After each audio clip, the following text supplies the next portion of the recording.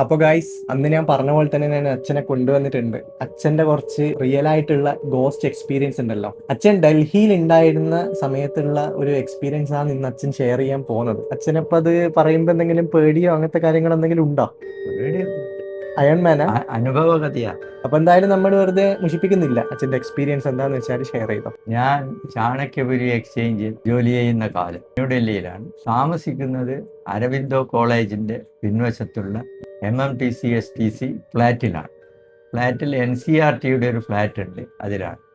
അപ്പോൾ ആ NCERT ഫ്ലാറ്റിൽ എൻ്റെ സുഹൃത്ത് വാസുദേവൻ എന്ന് പറഞ്ഞ ഒരാളുണ്ട്. അദ്ദേഹം NCERT വർക്ക് ചെയ്യുന്ന ആളാണ്. ഒരു ദിവസം രാത്രി ഒരു മണി കഴിഞ്ഞ ശേഷം അദ്ദേഹം ഞാൻ താമസിക്കുന്ന അവിടെ വന്ന് വാതിൽ മുട്ടി വിളിച്ചു. അദ്ദേഹത്തിൻ്റെ ഒരു സുഹൃത്ത് ഏതോ അത്യാഹിതത്തിൽ പെട്ട് സഫ്ദർജംഗ് ഹോസ്പിറ്റലിൽ അഡ്മിറ്റ് ആയിട്ടുണ്ട്, നമുക്ക് അവിടെ പോകാം എന്ന് പറഞ്ഞ് കാറുമായി വന്നു. ഞങ്ങൾ രണ്ടുപേരും കാറിൽ കയറി യാത്രയായി. ഫ്ലാറ്റിൻ്റെ സെൻറ്ററിലൂടെ പോകുന്ന റോഡിലൂടെ പോകുമ്പോൾ ഞങ്ങളുടെ കുറേ മുന്നിലായിട്ട് ഒരു വെള്ള പാൻറ്റും വെള്ള ഷർട്ടും, ഫുൾ സ്ലീവ് ഷർട്ട്. ഒരു ഡൗട്ട് ചോദിക്കട്ടെ? ആ. അതിനി പ്രേതം എന്ന് പറയാൻ പോന്നെ, കാരണം ഇപ്പം സിനിമയിൽ പോലും എല്ലായിടക്കും വെള്ളയും വെള്ളയും എന്നാ പറയുന്നത്. അല്ല, അതെ, അതാണ് നമ്മൾ കണ്ട കാര്യമാണ് പറയുന്നത്. അപ്പൊ ഈ ഒരു മണി ടൈമിന് എങ്ങനെയാ സംഭവം? അയാള് എന്താ നൈറ്റ് ഡ്യൂട്ടി എടുക്കുന്ന ആളാണോ? നൈറ്റ് ഡ്യൂട്ടി ഒന്നല്ല, ഇയാളെ ആ സുഹൃത്ത് ഇങ്ങനെ അത്യാഹിതത്തിൽപ്പെട്ട് സഫ്ദർജംഗ് ഹോസ്പിറ്റലിൽ അഡ്മിറ്റ് ആയിട്ടുണ്ട്. ഓക്കെ, ഒരു എമർജൻസി ഉണ്ട് എന്ന് പറഞ്ഞ അച്ഛനെ കാണാൻ വന്നത്. എമർജൻസി ഉണ്ട്, അതുകൊണ്ട് എൻ്റെ കൂടെ നിങ്ങളും വരണം എന്ന് പറഞ്ഞു. Okay okay. അങ്ങനെ ഞങ്ങൾ രണ്ടുപേരും കൂടെ കാറിൽ കയറി ഫ്ലാറ്റിൻ്റെ നടുക്കുള്ള റോഡിലൂടെ യാത്ര ചെയ്യുമ്പോൾ ഞങ്ങളുടെ കുറേ മുന്നിലായി വൈറ്റ് ഷർട്ടും വൈറ്റ് പാൻറ്റും ഇട്ട ഒരാളും അതേമാതിരി ഒരു സ്ത്രീ, അവരും വൈറ്റ് തന്നെ. അവരും വൈറ്റ് തന്നെ. രണ്ടുപേരും കൈ കോർത്ത് പിടിച്ച് ഞങ്ങളുടെ കുറേ മുന്നിൽ പോയിക്കൊണ്ടിരിക്കുക. പോയിക്കൊണ്ടിരിക്കുമ്പോൾ നമ്മൾ ആരും നടന്നു പോകുന്നതാണെന്ന് വിചാരിച്ചു. ഞങ്ങളുടെ കാറ് ഏകദേശം ഒരു 10-30 മീറ്റർ അടുക്കുമ്പോൾ രണ്ടുപേരും രണ്ട് ഭാഗത്തേക്കും ഒഴിഞ്ഞു മാറി. പിന്നീട് അവരെ കാണാനില്ല. പിന്നെയും വണ്ടി മുന്നോട്ട് പോയി സഫ്ദർജംഗ് എന്ന മെറോളിയിലേക്ക് പോകുന്ന റോഡിലേക്ക് കയറിയപ്പോൾ വീണ്ടും ഇവർ പ്രത്യക്ഷപ്പെട്ടു. ഒരു ഡൗട്ട്, അതായത് ആ റോഡുകൾ തമ്മിൽ ഒരു നല്ല ഡിസ്റ്റൻസ് ഉണ്ടോ?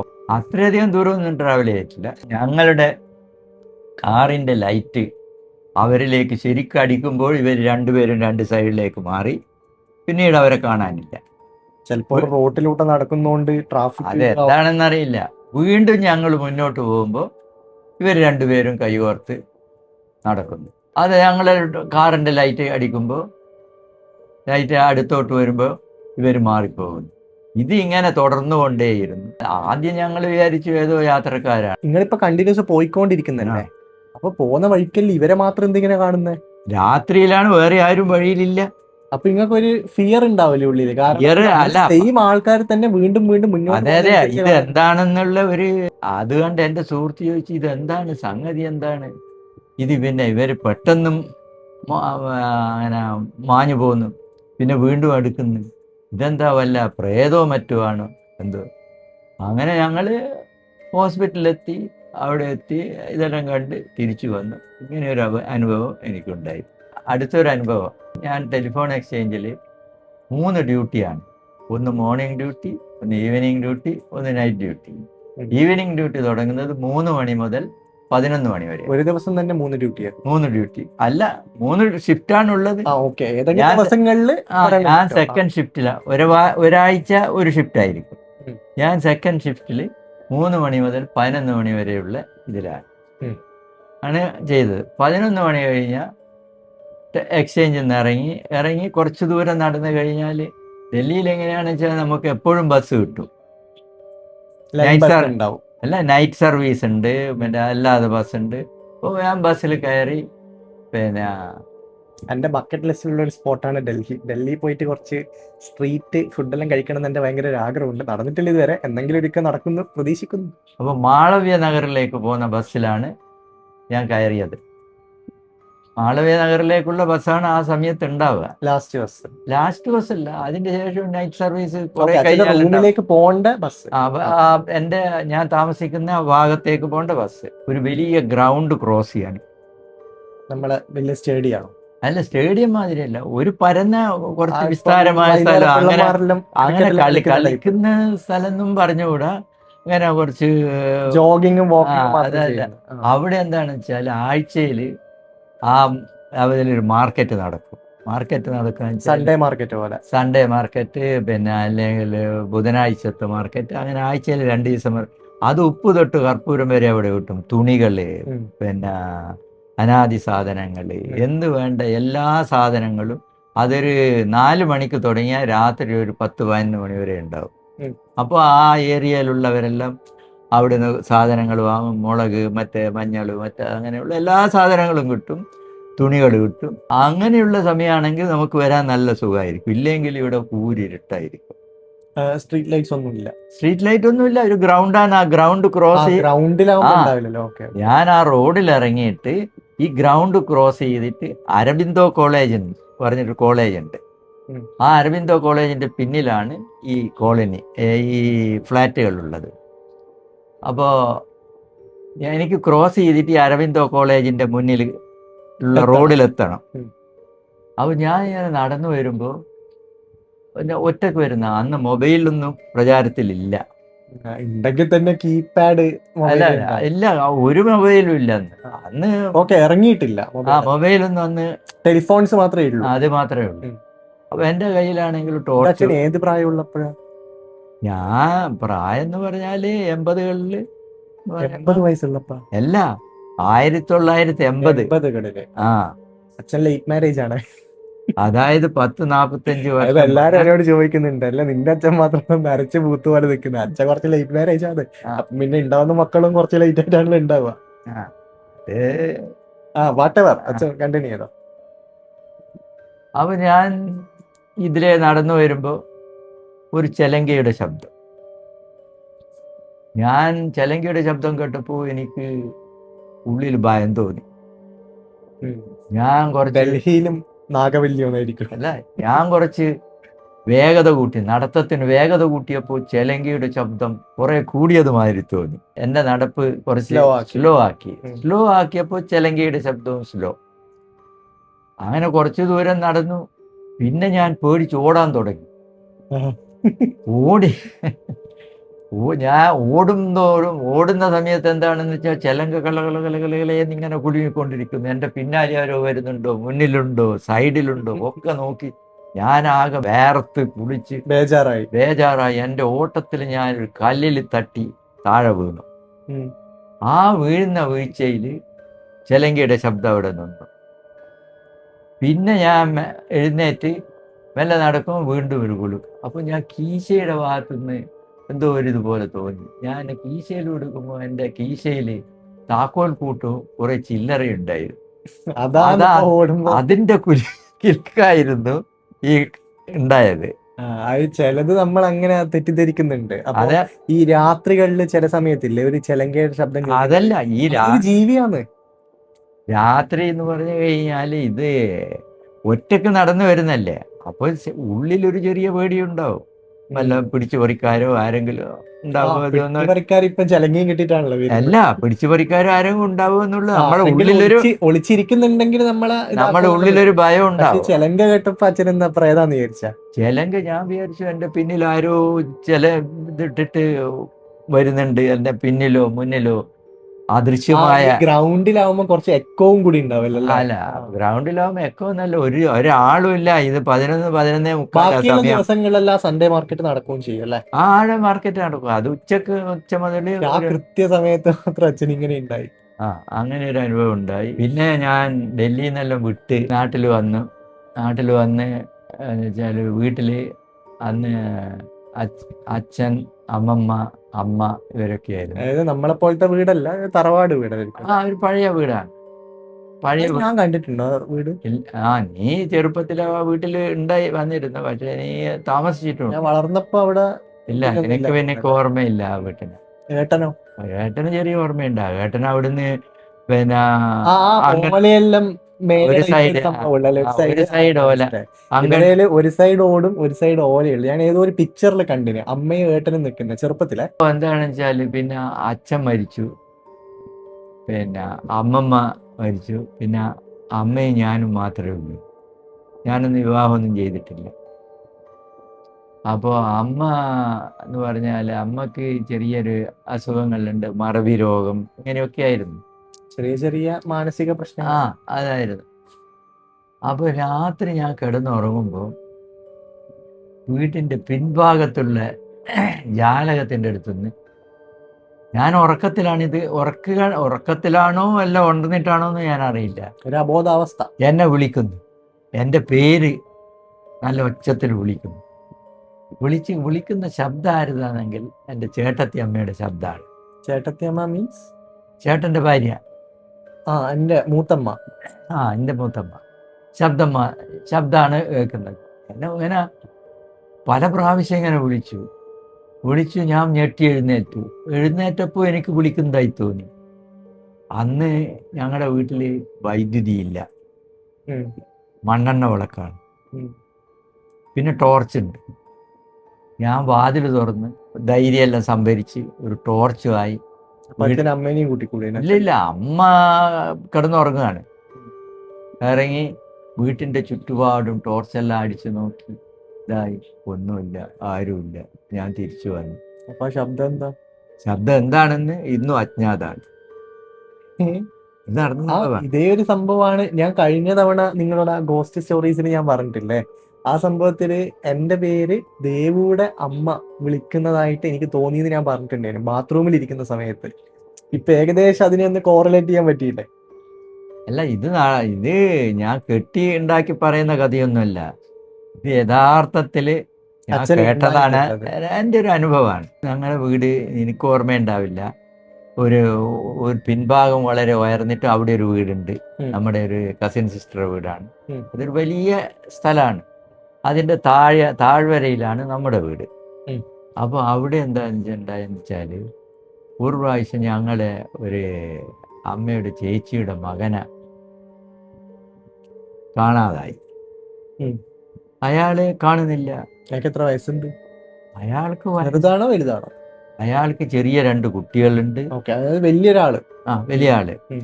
അപ്പോൾ അയാളെ കാണാനായിട്ട് ഞങ്ങൾ പിന്നെ അയാളൊരു കട നടത്തുന്ന ആളാണ്. ഞങ്ങളിത് എല്ലാം പല ദിക്കിലും പോയി അന്വേഷിച്ചു പിടിച്ചു ഇതെല്ലാമായി. അപ്പോൾ ഒരു ദിവസം ആ വീട്ടിലുള്ളൊരു കുട്ടി നമ്മുടെ ഇതുണ്ടല്ലോ, നമ്മൾ ചെറിയ ചക്ക നമ്മൾ കറി വെക്കാനെടുക്കും, ചക്കപ്പൂതൽ, അത് പറിക്കാൻ വേണ്ടി പോകുമ്പോൾ അവിടെ ഒരു കശുമാവിൻ്റെ ചോട്ടിൽ ഒരു വെളുത്ത രൂപം ഇങ്ങനെ അങ്ങനെ വീണ് കിടക്കുന്നു. അപ്പോൾ ആളാണെങ്കിൽ ആകെ വീർത്ത് ഒരു ആളെ ഒന്നും മനസ്സിലാവില്ല. ഇതായി മണിയനീച്ചകൾ ഇങ്ങനെ ഇതാക്കുന്നു, ഭയങ്കര സ്മെല്ല് ഇങ്ങനെയുള്ള ഇതായത്. അപ്പോൾ ഞങ്ങളെല്ലാം വന്ന് നോക്കിയപ്പോൾ എനിക്ക് ആളെ മനസ്സിലാകുന്നില്ല. പക്ഷേ ഇദ്ദേഹം വലിയ വെള്ള ട്രൗസറാണ് മുണ്ടിൻ്റെ അടിയിൽ. ആ ട്രൗസർ കണ്ടിട്ട് എനിക്ക് ആള് ഏതാണെന്ന് മനസ്സിലായി. അതായത് മിസ്സിങ് ആയ ആളാണ്. അപ്പോൾ എന്താണെന്ന് വെച്ചാൽ ഇയാൾ ഈ കശുമാവിൻ്റെ മുകളിൽ പിന്നെ ഉടുത്ത മുണ്ട് കെട്ടി അതിൽ തൂങ്ങിച്ചാവാൻ ആത്മഹത്യക്ക് ശ്രമിച്ചതാണ്. അപ്പോൾ ഈ കെട്ടിയ മുണ്ട് ഇയാൾ തൂങ്ങിയപ്പോൾ ഇത് ഇതായിട്ടുണ്ടാവും, ജീവൻ പോയിട്ടുണ്ടാവും. ആ മുണ്ട് അഴിഞ്ഞ് ആ കഴുത്തിൽ കുടുങ്ങിയ മുണ്ടോടുകൂടി ഇയാൾ താഴെ കിടക്കുകയാണ്. അത്രയും ദിവസമായിട്ടും ആരും കണ്ടിട്ടില്ല. 2-3 ദിവസം ആരും അങ്ങോട്ട് പോകാറില്ല. ഇയാളെ പരിധി പല സ്ഥലങ്ങളിലും നടക്കുന്നു. അതെ, നിങ്ങളെ തൊട്ടടുത്ത് തന്നെ ഉണ്ട്. ആളില്ല, ആളെ കാണാനില്ല. പോയി ഇങ്ങനെ പോലീസ് കേസ് അങ്ങനെ അല്ല, പോയി ഇങ്ങനെ വരിയായി ആളുകൾ വന്നു. പിന്നെ എന്തോ അവിടെ ആരെയോ കൊന്നിട്ടിട്ടുണ്ട്, മറ്റേതാണ് ഇതാണെന്നൊക്കെ പറഞ്ഞു. അപ്പോൾ അത് കണ്ടത് ആദ്യം ഒരു ചെറിയ പെൺകുട്ടിയായിരുന്നു സാക്ഷി ആദ്യം കണ്ടത്. അപ്പോൾ പോലീസ് വന്നു, പിന്നെ ASP വന്നു. ഒരു പ്രത്യേക ഒരു ഇതാണെന്ന് പറഞ്ഞിട്ട് ആരെയോ കൊന്നു. പോലീസ് ഈ നാട്ടുകാർക്ക് അങ്ങനത്തെ ചില സ്വഭാവം ഉണ്ട്. ഇപ്പം നോർമൽ ആയിട്ടുള്ള ഒരു ഡെത്താണെങ്കിലും അല്ലെങ്കിൽ ഒരു ആത്മഹത്യ ആണെങ്കിലും അത് കൊലപാതകമാക്കി മാറ്റി അതിന് തിരിക്കുന്ന കുറെ ആൾക്കാരുണ്ട്. ഭയങ്കര ഡിറ്റക്ടീവ്സ് ആണെന്ന് തോന്നുന്നു അതിലൂടെ. അപ്പോൾ ഈ ചെറിയ കുട്ടിയാണല്ലോ കണ്ടത്.